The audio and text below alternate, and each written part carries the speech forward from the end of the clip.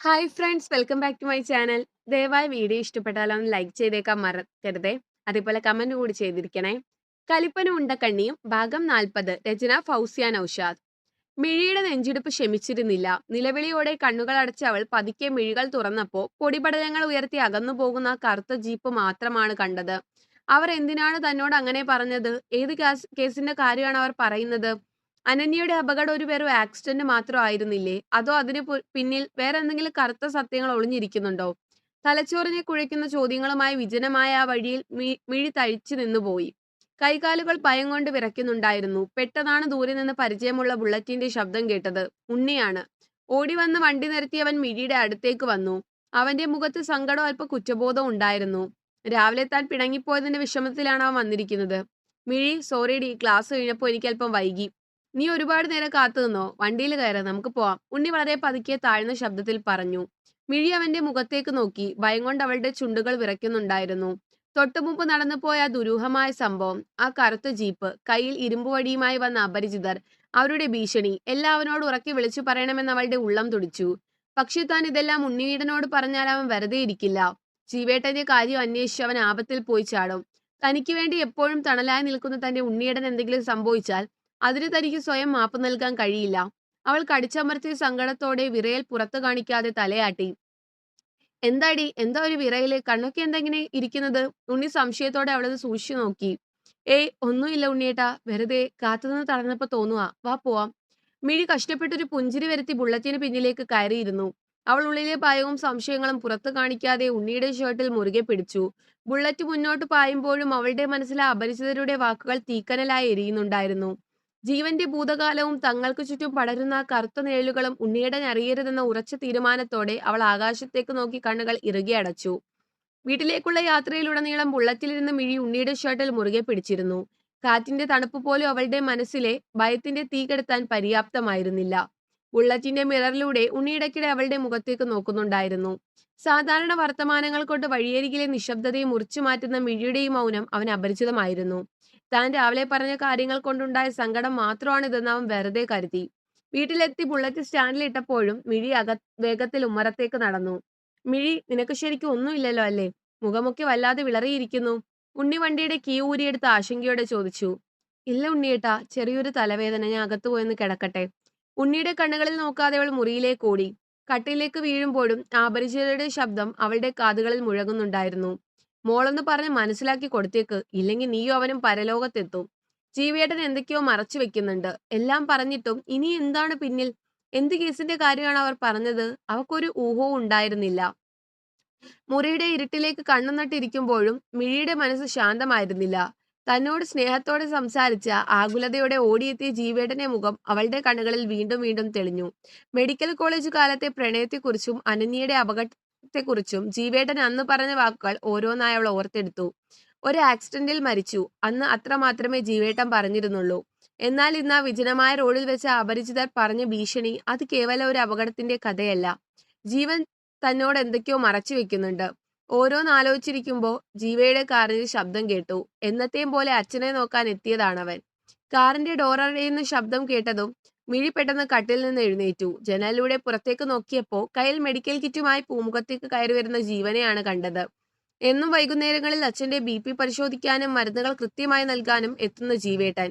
എന്നാൽ ഇന്നവന്റെ മുഖത്ത് എവിടെ ഒരു കനത്ത ഭാരവും തളർച്ചയും ഉള്ളതുപോലെ മിഴിക്ക് തോന്നി. ഉണ്ണി ഉമ്മറത്തിരുന്ന് എന്തോ വായിക്കുകയായിരുന്നു. ജീവനെ കണ്ടതും അവൻ കസേരയിൽ നിന്ന് എഴുന്നേറ്റു. വാ ജീവ, അച്ഛനകത്ത് കിടപ്പുണ്ട്. ഇന്ന് കുറച്ച് ക്ഷീണം കൂടുതലാണെന്ന് തോന്നുന്നു, ഉണ്ണി പറഞ്ഞു. ആ, ഞാൻ നോക്കാം ഉണ്ണി, ജീവൻ പതിഞ്ഞ സ്വരത്തിൽ പറഞ്ഞു. അവന്റെ കണ്ണുകൾ അറിയാതെ മിഴിയുടെ മുറിയുടെ അടഞ്ഞ വാതിലിലേക്ക് നീണ്ടു ചെന്നു. അകത്ത് മിഴിയുടെ നെഞ്ച് വേഗത്തിൽ മിടിച്ചുകൊണ്ടിരുന്നു. തന്നോട് അത്രയും സ്നേഹവും കരുതലോടെയും പെരുമാറുന്ന ഈ മനുഷ്യനാണ് പുറത്തേതോ അപകടത്തിന്റെ വലിയ നിഴലിൽ നിൽക്കുന്നത്. തനിക്കറിയില്ലാത്ത എന്ത് കേസിന്റെ പിന്നാലെയാണ് ജീവേട്ടൻ പോകുന്നത്? അത് അനന്യയുടെ മരണവുമായി ബന്ധപ്പെട്ടതാണോ?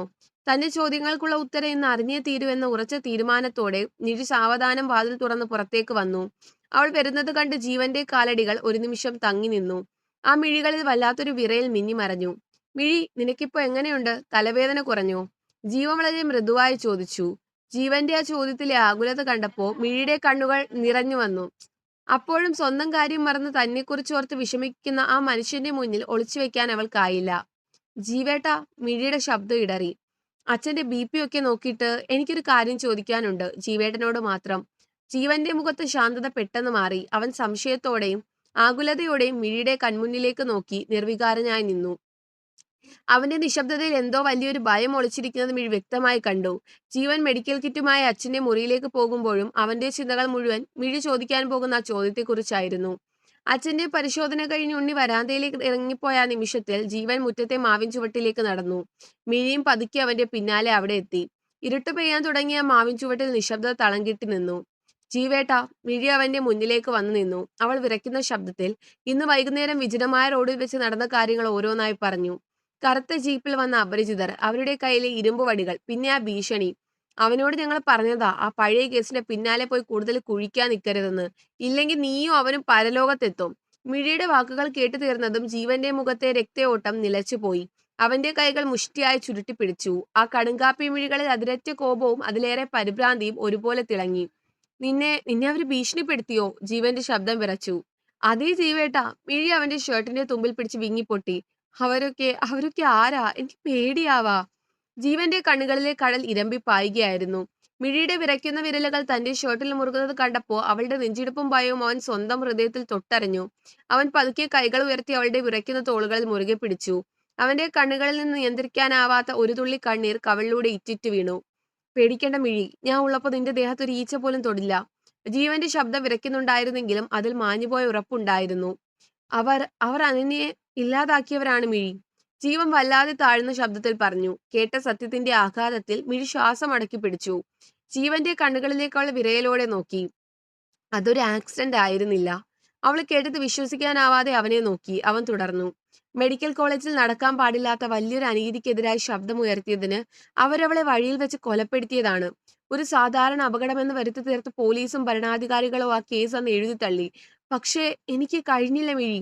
അവൾക്ക് നീതി വാങ്ങി കൊടുക്കാതെ സമാധാനത്തോടെ ജീവിക്കാൻ. ജീവന്റെ ശബ്ദത്തിലെ കനത്ത വേദനയും പ്രതികാരത്തിന്റെ കനലുമായി ഇരുട്ടിൽ പടർന്നു പിടിച്ചു. വർഷങ്ങളായി ഞാൻ ആ കറച്ച സത്യങ്ങളുടെ പിന്നാലെയാണ്. ആ അന്വേഷണം ഇപ്പോൾ അവരുടെ കഴുത്തോളം എത്തി നിൽക്കുന്നുണ്ട്. പക്ഷെ ആ സത്യങ്ങൾ തേടിയുള്ള എന്റെ യാത്ര നിന്റെ ജീവന് ഭീഷണിയാവുമെന്ന് ഞാൻ സ്വപ്നത്തിൽ പോലും കരുതിയില്ല. അവന്മാർക്കറിയാം നിന്നെ തൊട്ടാ ഞാൻ തകർന്നു പോവുമെന്ന്. ജീവൻ കഠിനമായ വേദനയോടെ തലതാഴ്ത്തി. എന്നെ മാപ്പാക്കണം മിഴി. നിന്നെ കൂടി എന്റെ ഭൂതകാലത്തിന്റെ രക്തച്ചൊരിച്ചിലേക്ക് വലിച്ചിഴച്ചതിന്.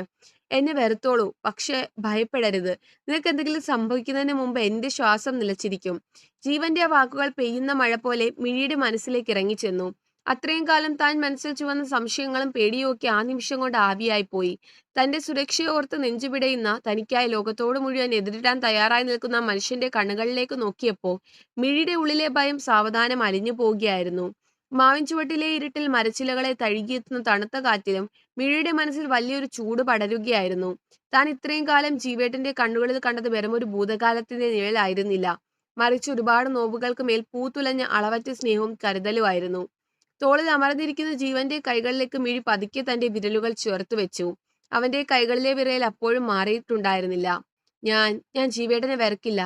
മിഴിയുടെ ശബ്ദം ഇടറിയെങ്കിലും അതിലൊരു വലിയ ആശ്വാസം നിറഞ്ഞു നിന്നിരുന്നു.